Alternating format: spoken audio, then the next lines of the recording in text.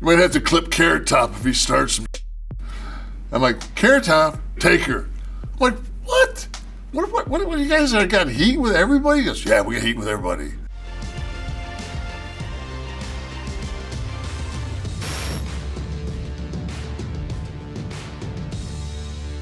A lot of times I'll be watching social media and I'll see a match. I'll be like, I don't remember that match, but this match I remember. When I walked into Providence that day, there was an actual chalkboard that I just saw: eliminated by Diesel, eliminated by Diesel, eliminated by Diesel, eliminated by Diesel, and I went, oh, I'm getting a push. Like, this is it. It's one of the few things in my career I look back at, it's like crystal clear, like the emotions of that night. Without that push, I don't get the IC belt. I don't end up in the Garden against Backlund for 30 seconds. So it was a good night for me.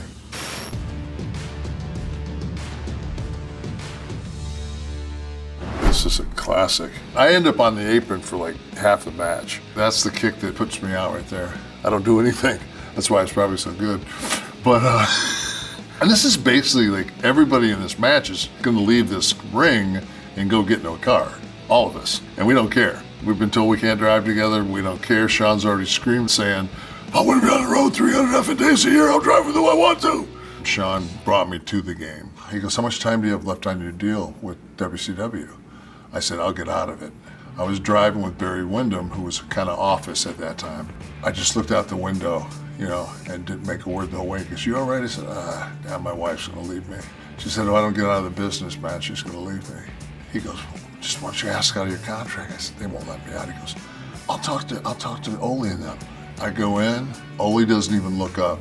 Ole just signs the release and gives it to me. I go right there, I walk right in front of the secretary. I go, can I use that fax machine? Punch, Sanford in, put my contract release in it from the WCW office, and go down and get in my car, come home and tell my wife, I'm signing with the WWE. She goes, they let you on? I said, they didn't even look up. That's how much I meant. So.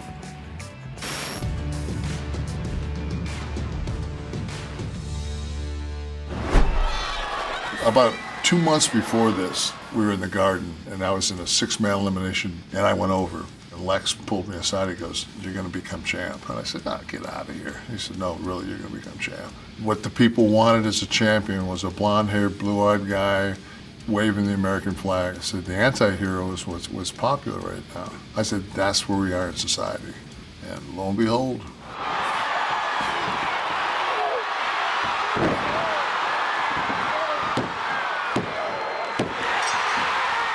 While I'm doing all this, and they're shooting the fireworks and everything else that they're doing, Bob crawled back down the aisle through the curtains like he was that much of a pro, to do the favor.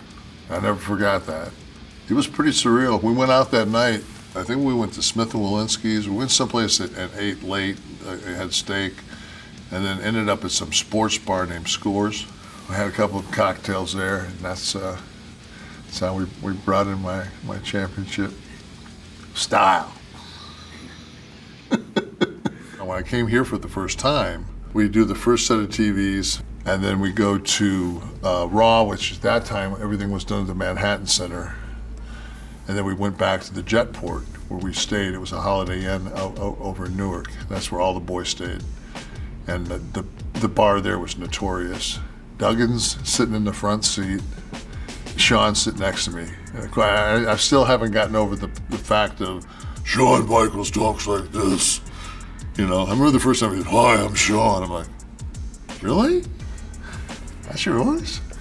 And so we get out of the car and we go and we're checking in. And Jim really doesn't say much to us. He just kind of, doesn't say, bye, anything. Just kind of wanders off.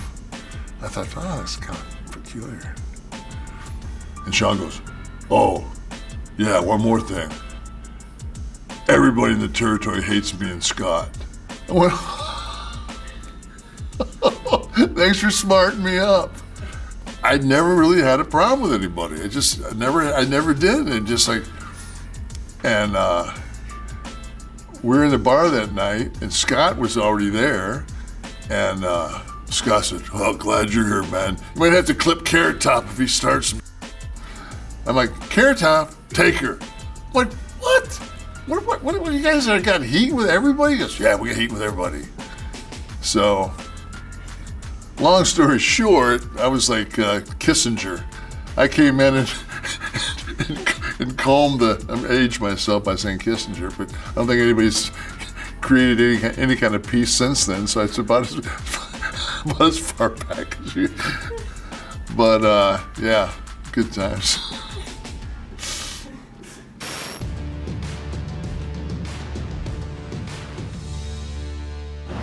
They wouldn't give me Bad to the Bone by George Thorogood as my music, but anything was better than to come out to a horn of a truck. I mean, I used to think half the time that the things were ribs. Like I'm not gonna sell this. They gave me Pam Anderson for a WrestleMania walkdown. But I mean, Pam Anderson was like, she was iconic at that point. I was like one of the first champions in like forever to come into WrestleMania and leave and like still be the champ. But we weren't on last. So it's WrestleMania, you're the champ, and Lawrence Taylor and Bam Bam are last. That was the story of my career. That close, you know? Sean's gonna super kick me. We completely lose the people. We tell him for 2 hours during the day, we're gonna lose the people, and then we have to come up with the spot out of this to get the people back. And then Sean takes the world's worst power bomb to end this match. The most athletic guy on earth takes the worst power bomb. He said he wanted to take my finish, but I don't think he really wanted to take my finish.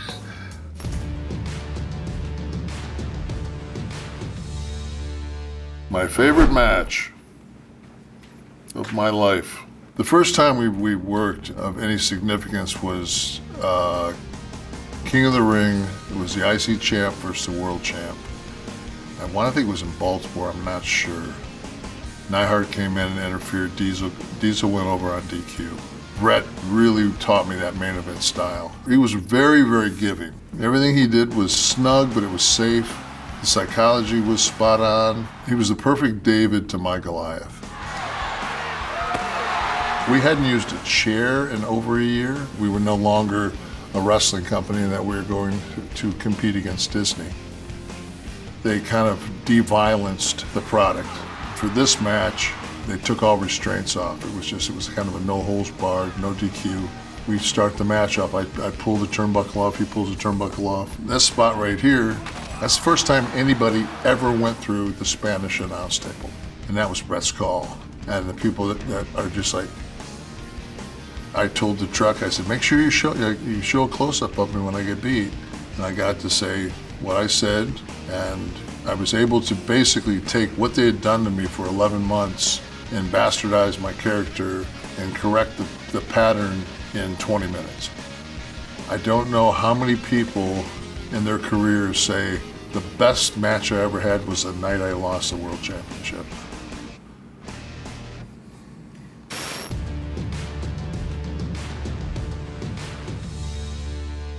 Royal Rumble,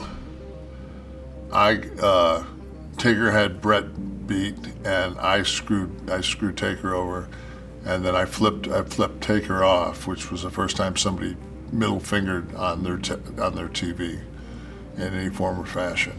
So it built to this WrestleMania 12. I've given my notice at this point. We went on the European trip, and Taker and I went out every night, and we called it in the ring. And it was just like at the end of the tour, we were having a beer in the back of the bus. He said, "I just want to tell you, man, like it was so nice to just work, like just go out every night. Whatever we did, we did. We worked hard every night." He said, "We had good matches." He said, "I really appreciated this run." He said, "I'm sorry you're leaving." I said, "We'll see each other down the road." I'm working against who I think is probably the most talented athletically of all the big guys I've ever, not even, I know. Real athletic, strong as an ox.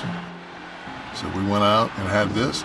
Most people always think, those two big guys, that'll be great. And I'm like, man, two big guys is usually horrible. Two big guys, you need one of them to create movement. And Mark could move. I wasn't as immobile at this point in my career as I got later on with my knees, but we were able to pull this off. For two big guys, I mean, it's a pretty athletic match. The only person on earth that I would let pick my big ass up and pile drive me is him. It's a good night.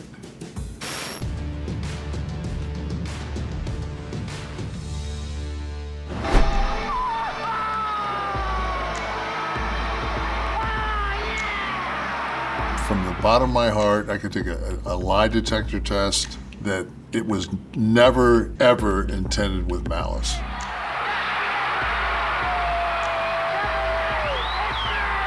I mean, my whole thing is like, oh, you expose the business. How much longer do you want me to sell a super kick than that? I didn't pop up. I staggered to the corner like a drunk. I sold the hell out of it. They come to me. I never came to them.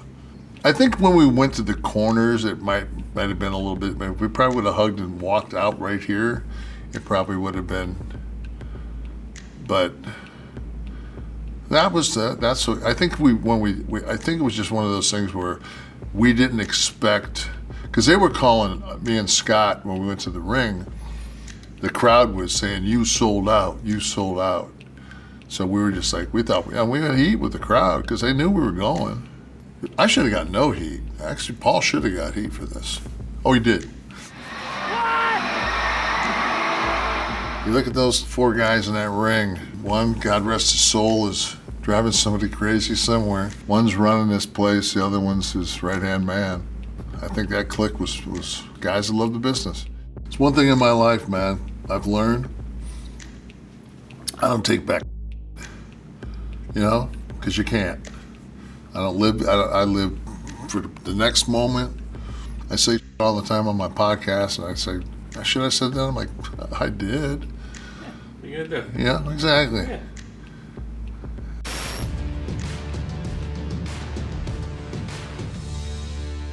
When I tell these stories, there's this common denominator. So it was pitched to me at a strip joint in Phoenix called the Bourbon Street Circus by Eric Bischoff. So Scott and I did it for, I guess it was like eight or 9 weeks. We did what we did before Hulk came and joined us. And Hulk kind of teetered for a while, but we knew that Red and Yellow was tired. Hulk Hogan has betrayed WCW. He is the Birdman. Look at this picture. It was one of those things where you're like, this is going to work because Hogan's turning. When it went down, I primarily felt that night there was fear. There's like 10,000 people in here.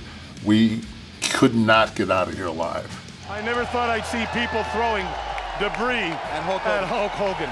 Simple fact, the guy made it to the ring, and security didn't touch him. That could have went south quick. You can call this the New World Order of Wrestling, brother. And Hulk's like egging him on, and I'm thinking like, let's ramp this up, dog.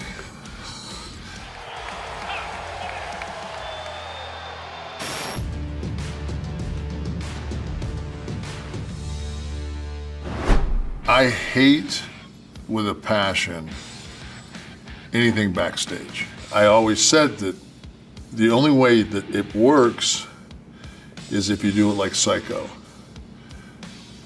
Create the visual of the knife and then show the blood and the drain.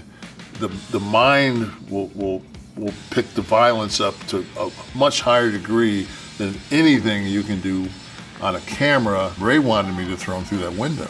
Probably not a good idea. So I said, why don't we just play it safe and just throw you against the side of the trailer?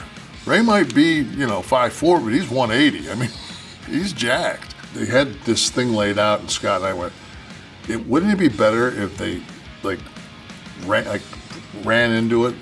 And I think Neil Pruitt or somebody on that Death of WCW trying to do it, I forget, Hill Street Blues. I'm like, no, man, it was cops. Like, Hill Street Blues didn't shoot anything like that. So I was like, what? Like, come on, man. And then Randy jumps on the back of the limo. Like, what the?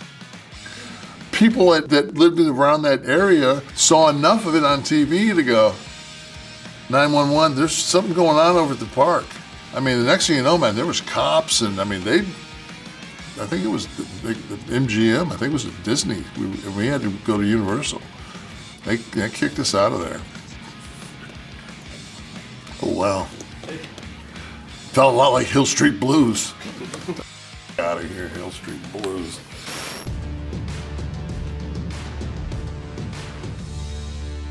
Paul, he's really athletic. Here's a spot, so power bomb him, and then I have to sell my back because there's nobody there to break up the cover. So if I cover him, he's going to kick out of my finish, and I don't think about that until I do it. And it ended up being a hot tag to Luger, and then I think I'm legal. Yeah, I haven't tagged out yet. I'm legal. Way up with him. Oh. Good feed, just not thought through. So how did you come up with the name Big Sexy? I was watching, it was a late night, probably Leno at this point, and Paul Newman was on. They made reference to the fact that he was sexy. Sexy blue eyes, Paul Newman! I looked over at my wife, I said, if you saw that flat-ass old man making a Slurpee at a 7-Eleven, I said, the first thing out of your mouth would be sexy? I said, he's sexy because he's deemed sexy. I said, I'm gonna go on TV and call myself Big Sexy. I'm gonna dye my hair blonde. I said, I'm gonna change my complete image and everything. And she said, what? I said, watch, it'll work.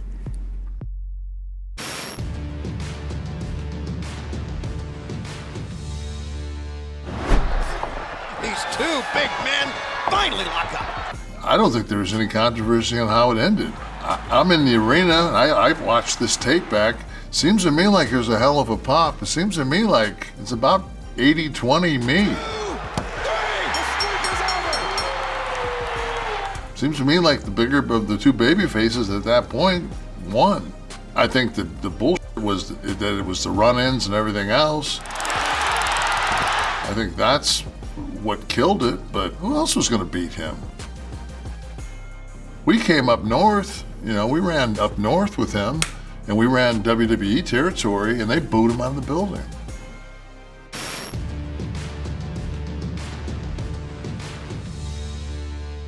There's so many people that, that do this stupid Mount Rushmore, and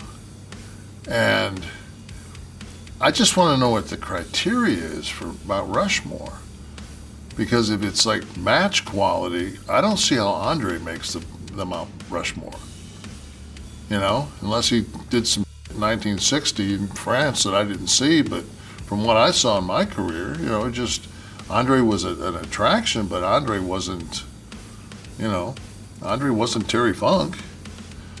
So, I mean, to me, he's a legend. Leading up to this match, he lit me on, like he had a fire and he put it out on my singlet and it looked like he burnt me. Terry was so damn crazy, it just like, you had to hold him back. I don't want to hit you anymore. Go down, dude. You got a lot of heart, old man. You just ain't got no damn common sense. There's very few people that Flair puts over strong. He puts Funk over strong. All the hardcore guys, they're all proteges. I think Mick took Terry's style and then took it like another level, as far as just putting his life out there. I'm sorry, man. I couldn't do it. I'd never do that. I remember the first time he asked me to get color, I was just like, do what? Self-mutilate myself? I still got post-traumatic stress from my circumcision. I don't remember it.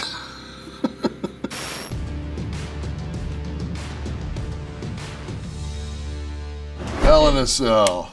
The whole psychology of what this match is, Paul has been running from me for 6 months. Finally, I get him in a cage, and I said, if we're gonna do this, I'm not going outside this cage. They say, well, we've already booked it. Nash won't notice that we don't trust his ability, so we'll put Mick Foley in as the referee. Mick hits the cage at 100 miles an hour as I give my finish to Triple H. Watch how quick Mick comes in. Watch him. I mean, he comes out of nowhere. He was a what? You couldn't make a quicker count. He's such a good worker. And plus, he's one of my dearest friends, so, you know, the trust level's there. I'm so battered from this match. Seems to me like it's a real good time staying home for a while. Ow, my neck hurts.